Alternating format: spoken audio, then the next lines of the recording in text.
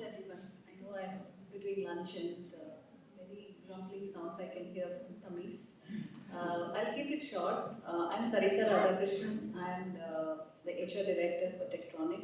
Tektronix is a part of Fortive, and Fortive is a company many of you may have heard of Danaher. We spun out from Danaher in 2016, and we are a diverse set of companies working in workplace safety, engineering, and healthcare. 16 companies, 17,000 people, 50 plus countries, so it's like a highly diverse team. I'm going to take you through our journey. I want to share some perspectives. Like Kasturi said, I'm not an expert by any means on IT, but Fortive has taught a lot.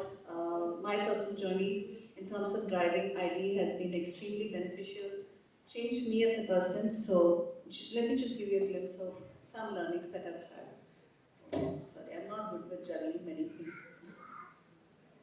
So this is all about Fortive. Is it coming across as like blurred? Oh, I'm very sorry. Fortive.com, go through that and you will learn more. Yeah, sorry about that. Okay, so you may wonder the first thing when people see this slide, when employees join us is we hear DEI. Why is it that it's IDE? I think probably, I don't know, correct me in the audience if somebody calls it IDE. At least in my knowledge, we are the only ones who calls it IDE. And this is what IDE stands for. As you can see, inclusion, everybody explained, but I'll just still reiterate. It's an environment where everyone feels respect, belonging, empowerment. Diversity is the different dimensions of diversity that you want to attract to your organization. And equity is providing the tools. Both the speakers emphasize so much about equity. How do we give people tools to succeed? Any idea why we put I first? Some audience interactions. Yeah, that's one of the things for sure. Yeah, a lot of employees actually answer like that. Any other thought from the audience? Yes, Kasturi is very close to that. So if you don't focus on I as a dimension, you will not get D&D. So basically focusing on I, the byproduct of that is D&D. You really look at it. If you don't have policies which train your leaders to be inclusive, no matter how much diversity you build, how much equity you talk about, and they don't show those traits, your organization will not be set up for success. So Fortive taught me this, and I think it's working really well. We are one of the organizations with very high employee experience survey scores, especially inclusion and belonging. We are always like 80 plus, and Fortive globally has got recognized for many of these dimensions. Happy to put you to people if you want to learn more about IDE. I have many mentors sitting in the organization guiding us on this. Moving on, again, sorry, many of you already know a lot of things that I'm talking about, but at least a passing to set the framework, I would like to use some of these slides.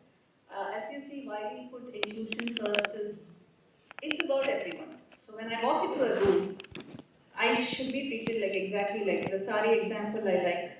And we spoke about wearing sari, and so many times we call it microaggressions. It's most of the time unintentional. Like, oh, coming from this background, the way you're talking, it's extremely impressive. What do you mean? It's a microaggression, like. So you walk away with, did I really deserve it? Or are they complimenting? So these are all like small little things that we have to be aware of. So why inclusion comes first, let me reiterate. Unless you invest on your leaders to develop those traits, nothing is going to work. I hope my fellow speakers also agree with that. Yeah. So calling ID itself made a huge difference to our organization. This is just to set the stage, some of the commonly observed, and these are not the only non-inclusive behaviors. I hope you can read, otherwise I can just quickly talk about some of them.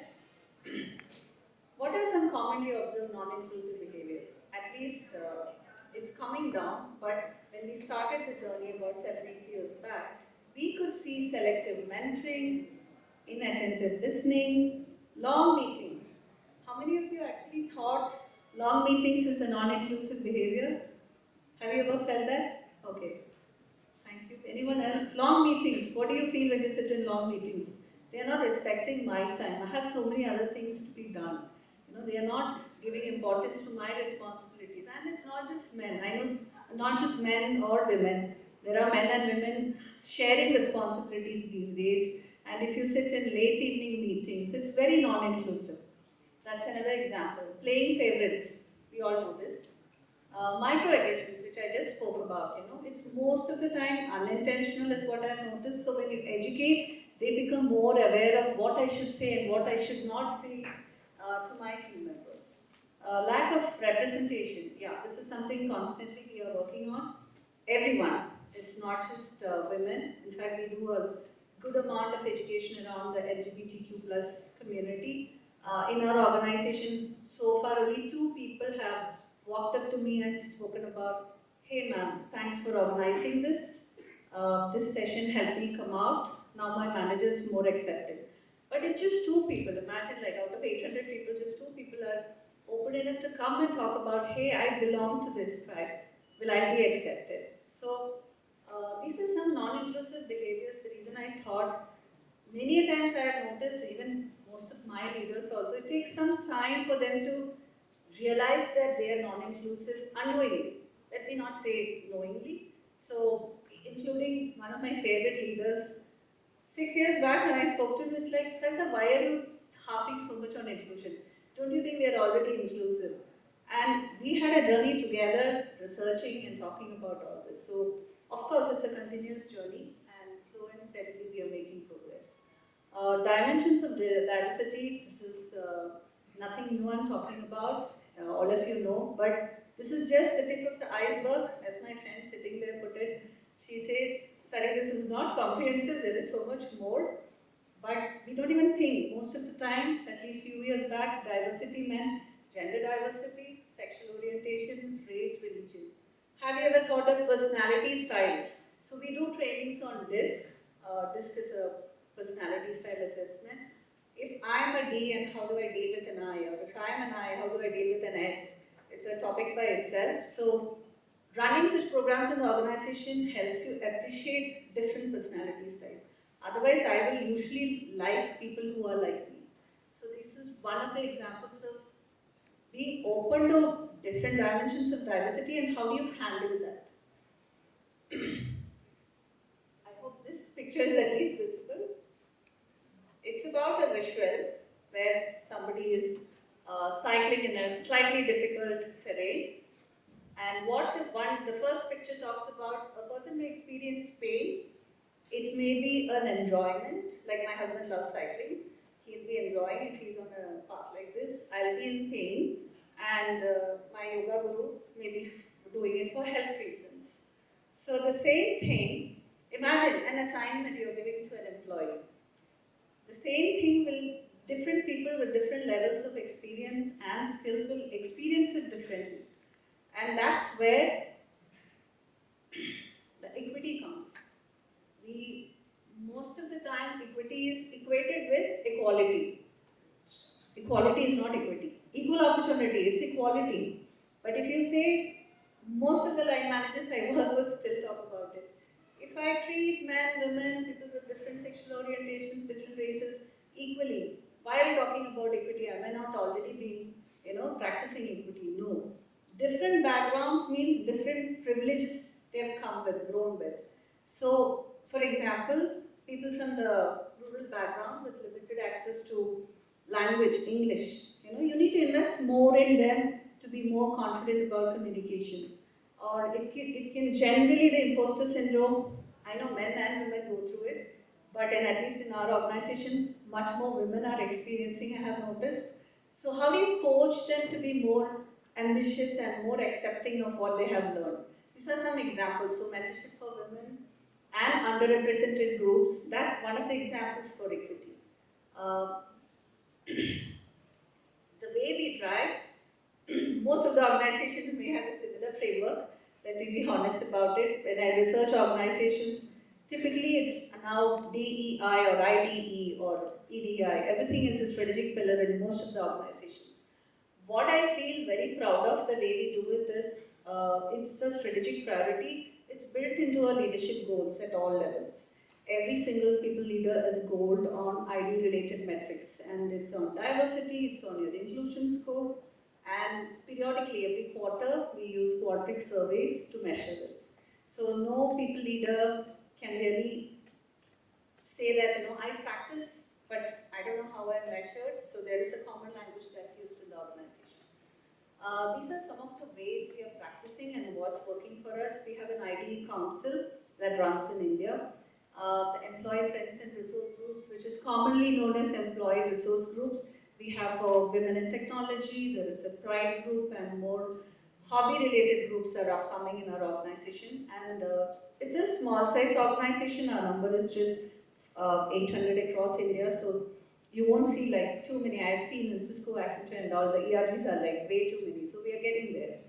Flexible work hours, it's the most misunderstood term I feel. Really, we give flexibility, people can choose depending on their responsibilities. Wherever we can accommodate flexibility, we do that. Mentorship for underrepresented groups, depending on what we observe, we come up with that. One very important, which is blurred in this slide, I'm not sure why. You may wonder, what is one of the most critical things for ID to work in an organization is having a very good whistleblowing policy. We call it the speak up. Any of you disagree with this or wonder why I'm talking about speak up? Yeah. So if you don't have a channel where you have ways anonymously or with your identity reveal, if you don't have a mechanism to raise your voice, no ID program will work.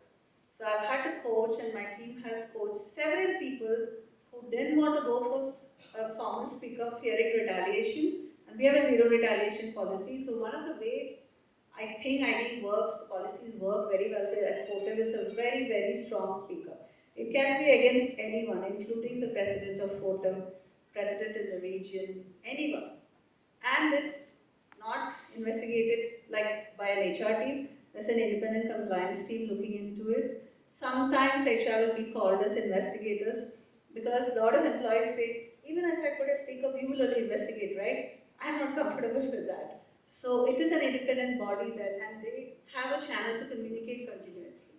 So remember, IDE and speak up goes hand in hand, at least for us, that's how it has worked. Then of course we have a common set of tools called FPS, which is promoting Kaizens, problem solving tools where hierarchies are not spoken about. So with the mindset of Kaizen, which is continuous improvement, we drive the culture of FPS. Equity in pay and benefits, which things that we've already spoken about and skipping.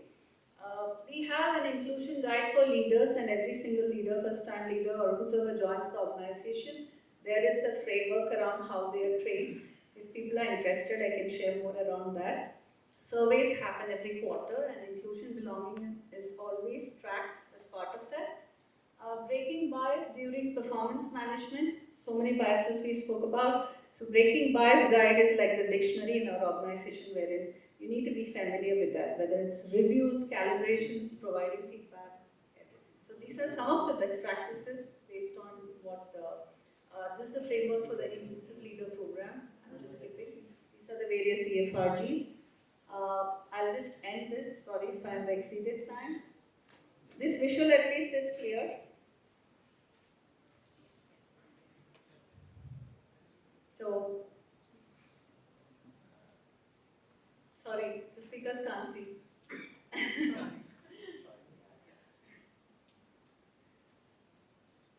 don't have time to ask questions, but I'm sure it's saying something, right? Yeah. So, to all the men and women in the group, let's build a more inclusive, not just work cultures, I would say an inclusive world. With that, thank you so much.